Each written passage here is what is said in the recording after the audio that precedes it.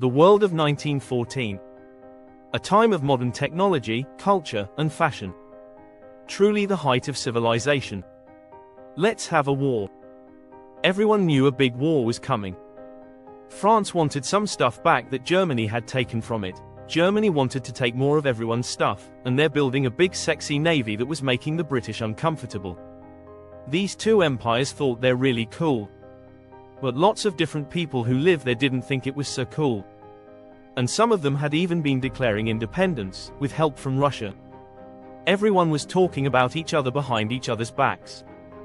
Throw in the fact that military technology had come a long way since the last major war, and suddenly everyone was pretty eager to beat each other up.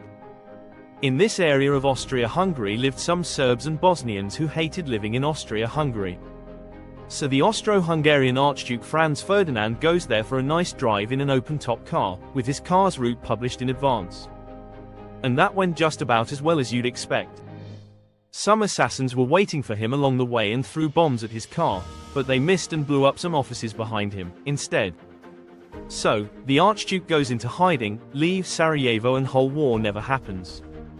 Except no, the Archduke doesn't leave, but instead goes back out in the open-top car, to visit the injured officers in hospital. The driver takes a wrong turn and by sheer coincidence gets stuck beside one of the failed assassins. Who shoots him? Austria-Hungary is understandably pissed about all this, and they think the Serbian government had something to do with it, which they might have. So they go to their ally Germany and say, "Hey Germany, we're gonna declare war on Serbia," and Germany is all for that. So Austria-Hungary sends a big list of impossible demands to Serbia, and when Serbia refuses, they declare war. Austria-Hungary and Germany are friends, and Serbia is protected by Russia, who's friends with France, so they all declare war on each other. Montenegro joins in, too. France and Britain also have a kind of alliance. So, when France says, "Hey, Britain, you got my back," Britain is like, "Maybe," and then they decide to stay out of it.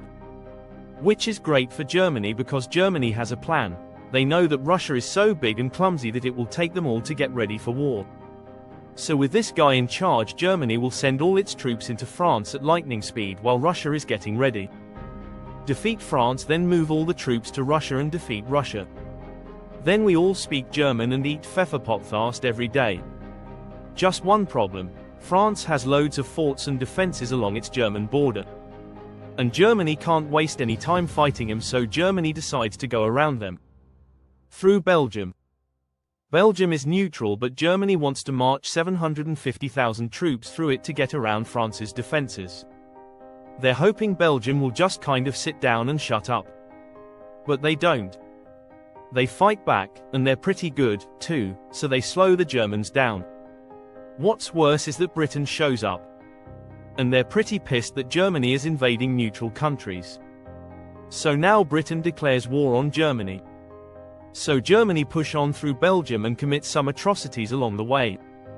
They also wear spikes and sometimes skulls on the uniform.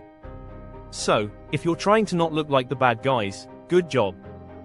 The Allies have a propaganda extravaganza, and this starts having an influence around the world, notably in America. The US President Woodrow Wilson sees himself as a bit of a Jesus figure and spends most of the war trying to get everyone to just hug it out. But there's also a large population of ethnic Germans living in the United States, and when the war first broke out they were like, "Yay, Germany." But now that they are committing atrocities in Belgium, they are less enthusiastic. Let's play Spot the French Soldier. Did you see him? Easy, right? He's wearing a bright blue uniform with red trousers, and do you know who else spotted him easily, too? The Germans. So, when the French were slowly marching in columns to the countryside, the Germans easily tore them to shreds with their giant guns.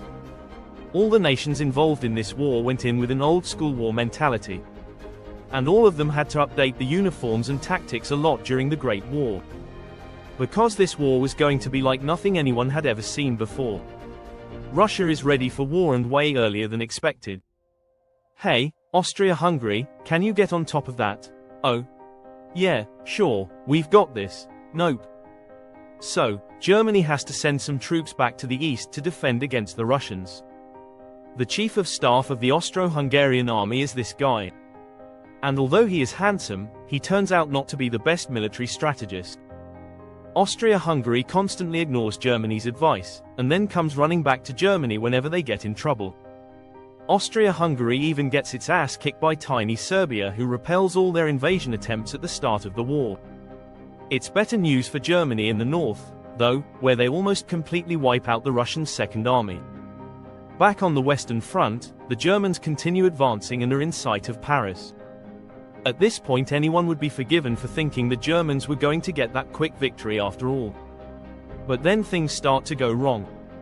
The French commander-in-chief knew something had to be done, and he ordered his armies to stop retreating. In the resulting battle, a gap opened up in the German lines. If a gap opens up, the enemy can use it to flank you from the side and behind. So the German armies have to retreat. The Allies launch a counter-attack, so the Germans dig into defensive positions. The Allies do the same. Then both sides move north, trying to outflank each other along the way. When they reach the sea, they're in a stalemate with trench systems running the whole way from the coast to Switzerland. The beginning of trench warfare on the Western Front. Here's how trench warfare works: two opposing lines of trenches with no man's land in between. One side would pummel the other with hundreds of thousands of artillery shells, sometimes for days at a time. This had a huge psychological effect on the soldiers, leaving many shell-shocked. Then, the attacking troops would leave their trenches and rush across no man's land, a muddy wet mess of shell craters and barbed wire. The defending trench would unleash machine gun fire on the attackers, inflicting thousands of casualties. The attackers would send wave after wave until either they gave up or the opposing trench was finally overrun. There would be months of fighting and the deaths of thousands in order to gain a few meters or kilometers of land. Living in the trenches was hard work, too.